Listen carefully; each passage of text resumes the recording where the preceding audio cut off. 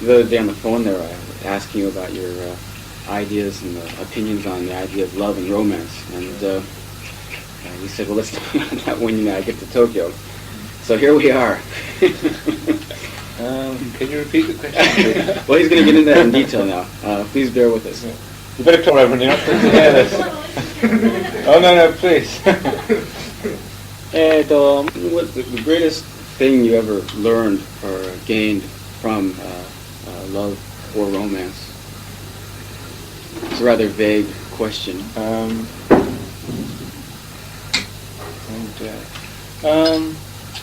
don't know really. It's the what I've ever learned from it. It's the. So you're going to have to help me out here. Well, I may ask you not to go. Well, see that one. Both of my sagging confidence. Unanswerable question. It is a riddle. The thing of giving really is the most important part of it, and I'm not really very good at that. But I have sort of seen it in others, and it's some of the greatest things you ever kind of learn from anyone is seeing that. It's something my parents had in great abundance, and they're the kind of most. So that's where I've seen it at its most extreme in my experience so far, and it seems to work. By giving everything to somebody, and in this case to each other, and that is their children, they kind of seem to achieve amazing happiness.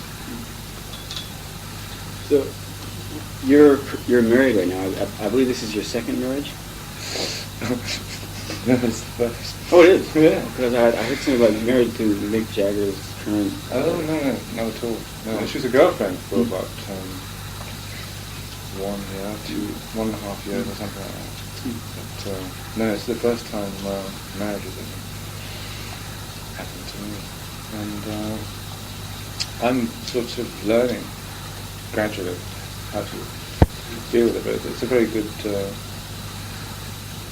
thing, and I recommend it so far. Do you think you learned a lot from your parents? Oh yeah, example. Absolutely, yeah. I mean, certainly had a huge effect on me, I think. But the problem is, for me, I suppose, like for other people in my business, it's a kind of, you become very selfish and self-orientated because of the nature of the work is that you kind of always, I don't know, you are your own work, so to speak. It's not as if you have a job at the office that you go to and then go home and relax. You always kind of seem to be, since you are your own product, as it were, you just get very, and it's kind of all-consuming time-wise, and the different kind of aspects of the job, like what you're either writing or recording or touring or talking about it, or posing for photographs for it or something, it can drive you crazy, sort of. So, am I talking too much? No, not at all, please. So let's stop with that. So for me it's very important to kind of switch off by having this kind of very quiet, or supposedly quiet home base with wife and child now. I think it probably will help me a lot. So in the last 2 or 3, let's say 3 years, I've been living more and more in that way. When I'm not working, going into living in the country, and I don't know, just not listening to loud music. There are no nightclubs down there or anything like that. There's nowhere to go. You just have a quiet time, and it helps you. It makes the kind of music part of my life much more exciting when I go back to it. It means that I'm not kind of pushing out all the time. It gives you a chance to kind of charge up the batteries and so on. That's a hand right there. You've learned the art of giving, and also you've become a more placid person, which has also benefited your music. So I wouldn't say placid is quite the right word, because I still am a very moody individual. Terrible temper. Well, I certainly hope I don't offend you. No. No, it's the worst kind. It's only the people I'm really close to No, that it comes out. So you've kind of become more of a full. I think the life is richer certainly now. I think I certainly hope it doesn't make the music kind of bland and boring, which is always a danger. I think people will kind of settle down and so on. Quite often their music tends to go in the middle of the road and bland and whatever. I hope that doesn't happen. I somehow think it might not be there. Have you ever seen this in the past? So I mean, like contemporaries of your contemporaries there, perhaps they've gone through the same thing you're going through now, and like you say, they become very bland, and the music kind of loses its punch or its stamina. Yeah. Have you actually seen this happen around you? Not in any close-up kind of detail, because I don't really have many friends in the music business. I don't know. I don't really hang out with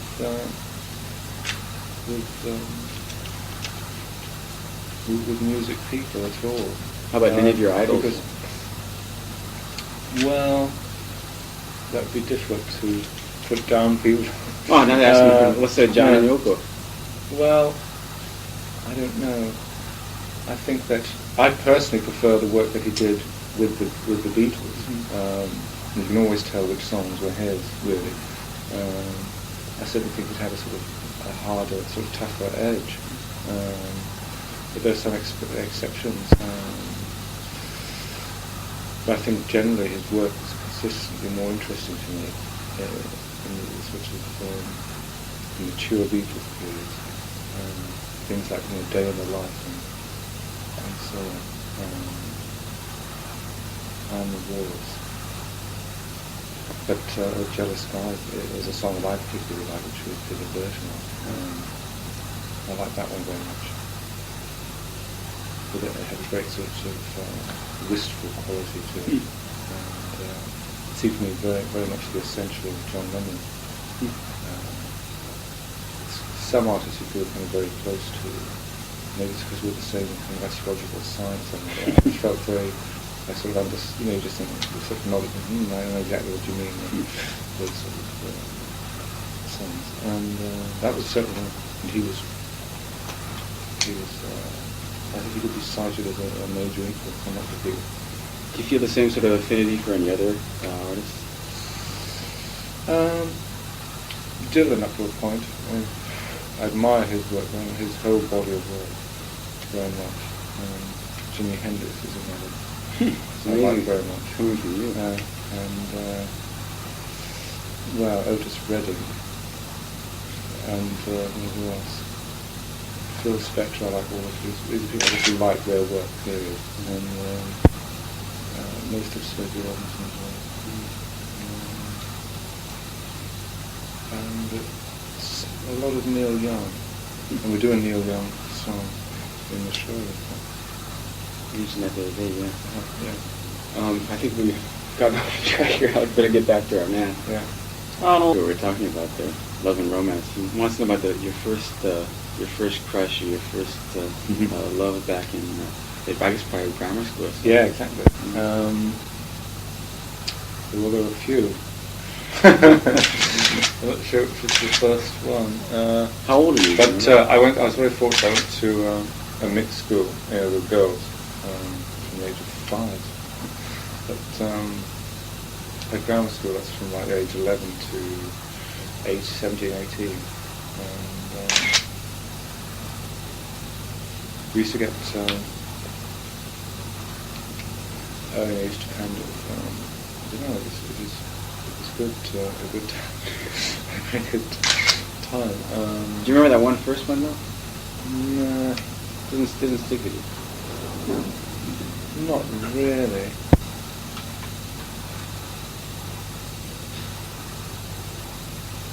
No, I don't really have any vivid kind of memories as such of just kind of walking around the school field at lunchtime, this kind of thing. I wasn't a great. I never considered myself a great ladies' man. In fact, I'm contrary to public opinion. But I thought I've always been very kind of reserved. I've never been aggressive, an aggressive womanizer in the obvious way. I've always been very interested, obviously, but they had to kind of pull me, so to speak. When did it first become something like real to you? I mean, the whole business of relationships. When I was just, finishing university, and I had a kind of relationship with a girl for a year or so. That was the first time when I first moved to London. And she actually dedicated the first Roxy album to her. Is that right? Yeah, it says on the sleeve, it says dedicated to Susie, who was a great help. And women can be amazingly kind of supportive, especially to kind of selfish, artistic, ego-ridden people like myself, who tend to need somebody in the background to kind of boast their confidence or just look after them. She was incredible. She got married and drifted off. Do you think she had a big influence on you in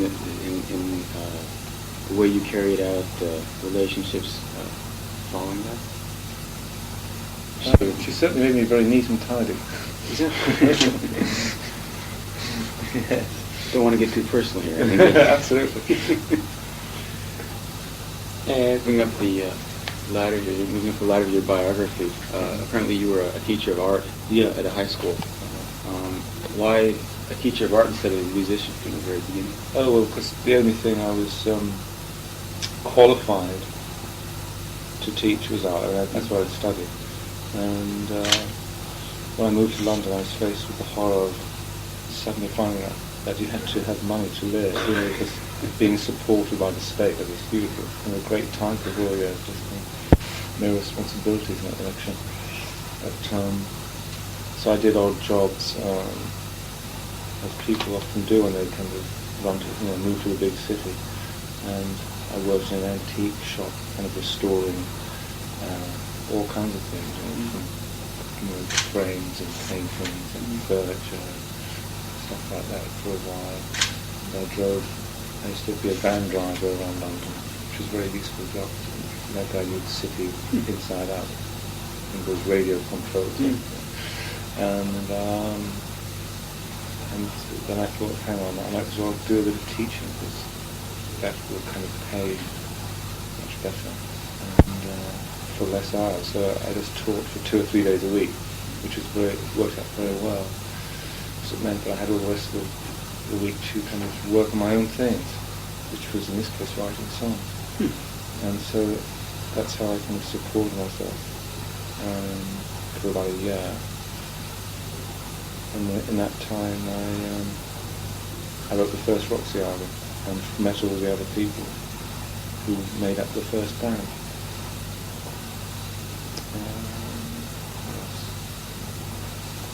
That's pretty much it. That answers in terms of the art teacher period. And since then, the only art type activity I indulge in is the album covers and things, which is what we may say once a year or whatever, which is great fun to do. I like to do one a month, really, because I really enjoy doing that. Are you involved in other art projects aside from the album covers? No, only that. Only that. Actually, he has I think a question like that. I always appreciate your album covers for years. They always first rate. I was wondering, when do you come up with the idea for these things? Is it after the album's done, or do you just have this concept? Generally, it's after the album's done, usually. But sometimes you'll have an idea that lingers around for a while, and you kind of hold it in reserve maybe until it seems right to use it. So you might be using an idea that you thought of 6 months earlier or something, or whatever.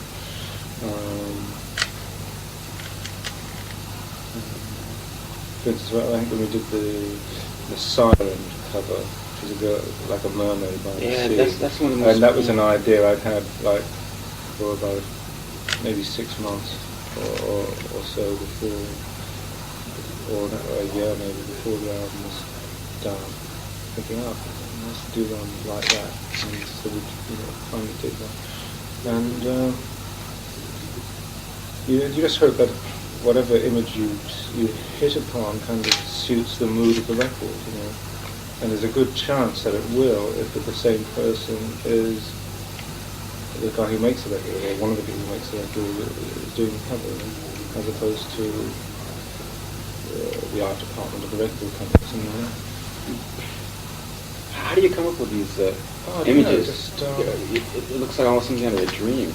The one with the mermaid is so striking. Yeah. I don't know. The thing is, because it's an interesting kind of problem, because you have like a 12-inch square area to kind of cut the size of the cover, and you wanted to read from a distance as well, say from here to those plates, which is that's all got the distance. When you're walking down the street, and you have about 50 record sleeves in the window of a record store or something. So you want the image to be fairly big and fairly striking, but you want to have some kind of interest, with some sort of depth of interest in it as well. For the real beauty of it, I think, is when you're sitting in your room listening to the music and you just don't idly kind of look over the cover and just find little details, little bits of interest that you hadn't noticed, in the first time round. So, that's interesting, that's unusual or something. And as well as that, you want, I like to put quite a bit of information on comprehensive crediting of who plays what and where it was recorded. Because as a fan, I always like to sit and look at the cover when I listen to it, or have it around, and say, who played the bass on that track, or this kind of thing. I think it's only fair to the musicians who we work with as well to always kind of list them, because it helps them to get work with other people. I think your album covers have successfully sort of expressed the feeling or the image or the emotion contained in the music of each album. Well, or have you been dissatisfied? Not really. I mean, I think they're all kind of reasonably interesting, but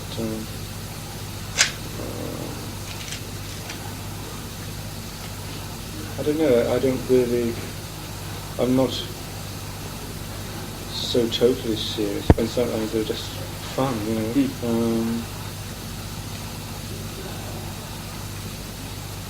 But I like to think that they all kind of look good together, or in a series. Yeah. Why was the first rate models there? That's something I was wondering about. Oh,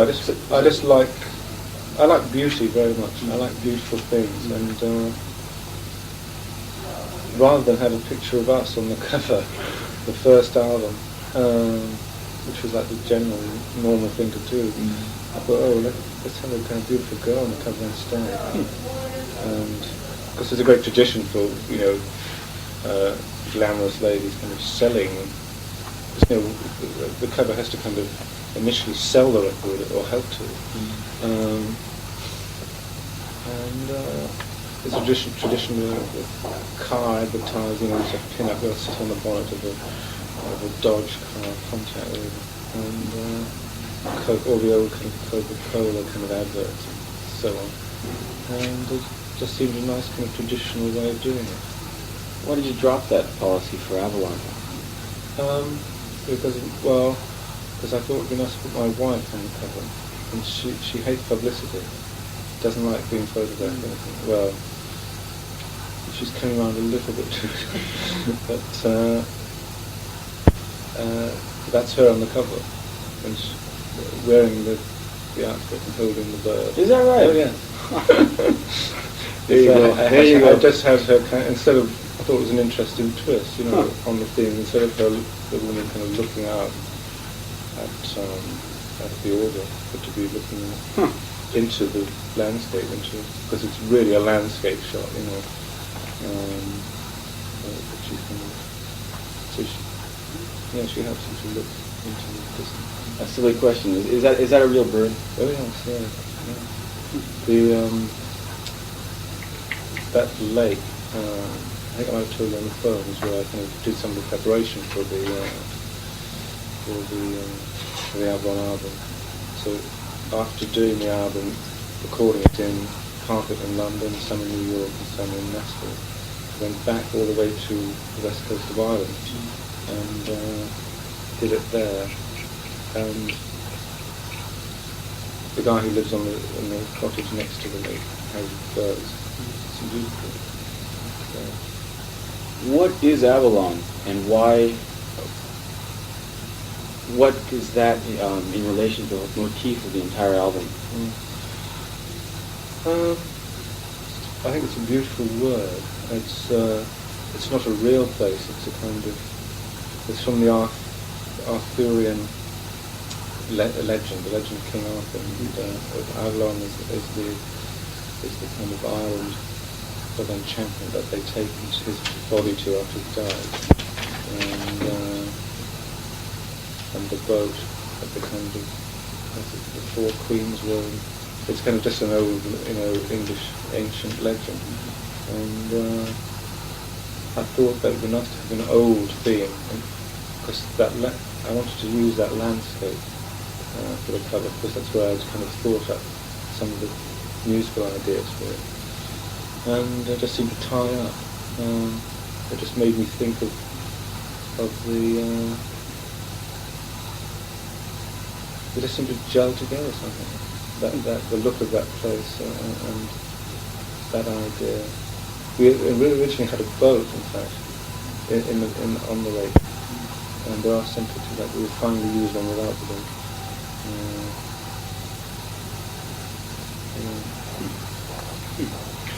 I'll get back to Oh, okay. Actually, about the lyrics in the album, they seem a lot more straightforward, as opposed to sort of the literary allusions and whatnot in the past. Right. What about this change?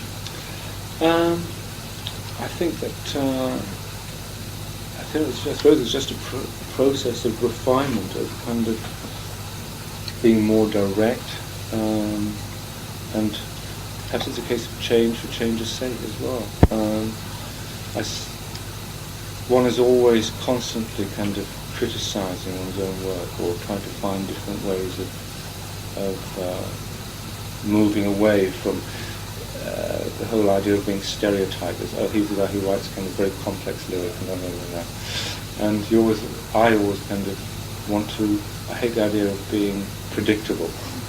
And I don't know, I just felt that I'd written some very complex lyrics on previous albums, and on the last, say, 2 or 3 records, I've been consciously trying to make them simpler, more straightforward, and easy to sing, and not trying to do too much with the lyrics, not trying to put too much importance. I think if you use kind of rather long words, that can be interesting. But lately I've been either streaming down, exactly, and all these, as I say, allusions to various arty kind of things. I've been trying to kind of make the words recently blend into the music much more, and just kind of, just to knit with the music much more, which I find very difficult to do, but I'm very pleased with them. They're very kind of abstract. I think more abstract now than they used to be. I think so. Because they're so kind of simple. Maybe after the next album they'll start getting really complicated. But I think it's a danger though to become a bit too clever, and it's But it's an interesting thing when you kind of listen to a kind of a tune or whatever that will hang around in your head or on tape, and sometimes it's desperate that you spend months trying to find the right words to kind of express vaguely what the music is saying, what you think the music is saying, and the feeling when you do get it right, and you know, I see that's exactly the right word and the right way of saying it and the right phrase and so on. You feel great when you actually do get it right, but it's the most difficult part of the whole business for me. But it's also one of the most satisfying parts of it as well. Well, dealing with these, because there's nothing worse than poetry kind of awkwardly sitting on a piece of music, which you sometimes find. And I wish I was one of these people who just kind of write a song in 5 minutes, but unfortunately that's not really the case.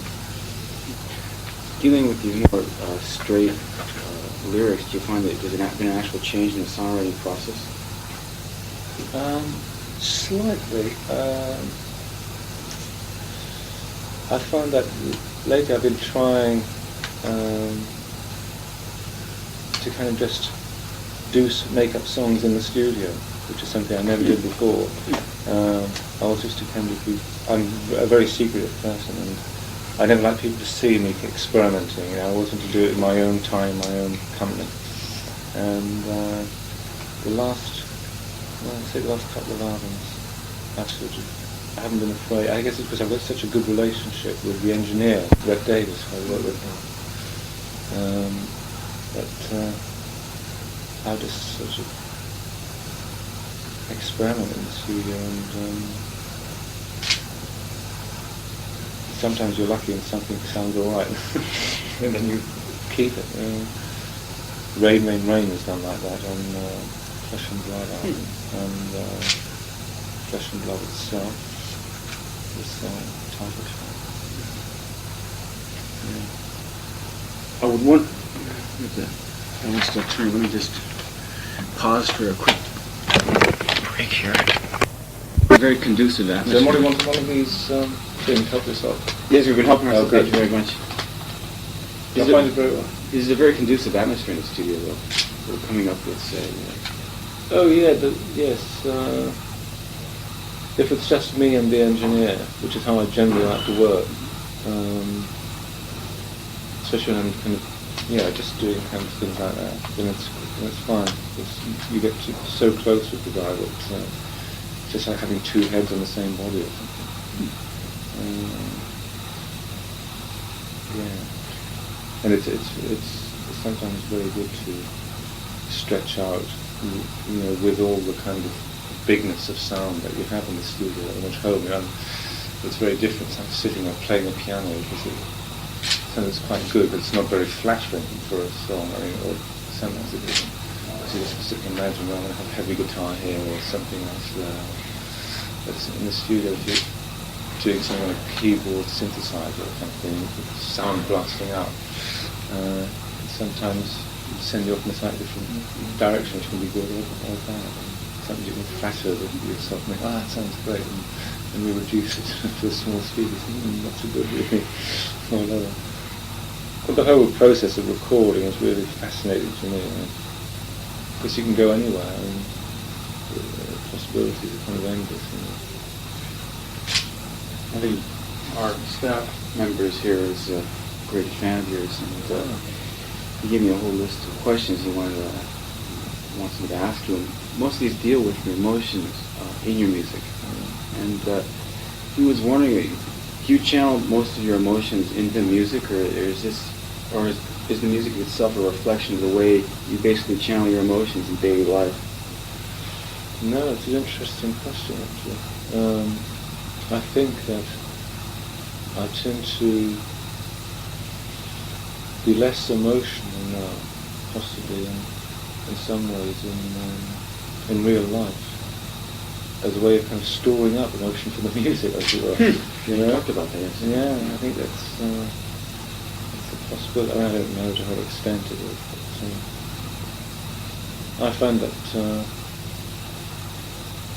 I like to kind of just be like a sponge in a lot of the time, just kind of trying to absorb information or things. I like to be entertained all the time. I don't like to talk very much. Or, sometimes people meet you for the first time and expect you to become just like to be an entertaining person. I find that a lot of people who do create things are generally can be like that anyway. And they're not very outgoing. I have friends who are kind of much more sort of scintillating and vivacious and all the rest of it, entertaining than I could ever be. And yet they don't ever put anything down on paper, or they just don't have that skill or ability to translate it into some medium. And their kind of art form of being great art in life or something. I tend to be very kind of much an observer, I think. And I do try and, because the music I do is quite emotional, I think. And most of the music I do like is that kind of. Does your music tell you much about yourself? Do you see it as that? Well, I don't know.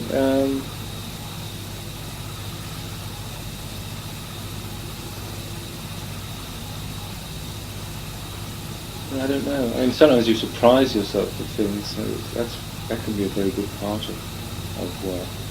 Is when you do something that, wow, I didn't think I would do that or could do that or whatever. I can't think. I mean, just certain songs or maybe things within songs that I remember being surprising myself on occasion. But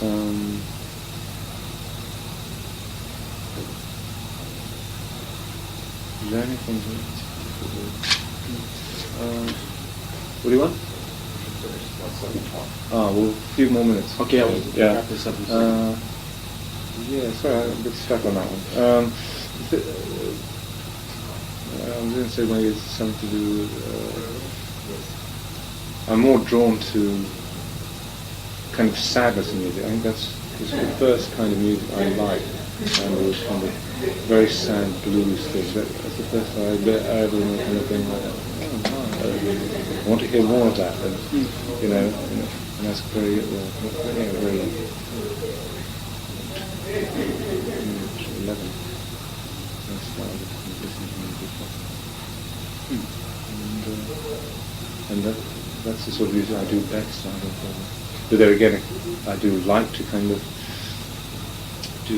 up things as well, and things which have a bit of humour in them, because I hate the idea of just being gloomy all the time, So I think music should be a bit like, have every kind of mood that you encounter in life into. Well, are you basically the protagonist, or are you just the anonymous spinner of 3 or 4 minute tales? I sometimes would like to do longer things, but I do like that. I think it suits the times that we live in, really, because I think we like to have a lot of information into about 3 or 4 minutes, 5 minutes. I don't think it doesn't say that one day. It doesn't preclude the idea that I might want to try and write a symphony one day.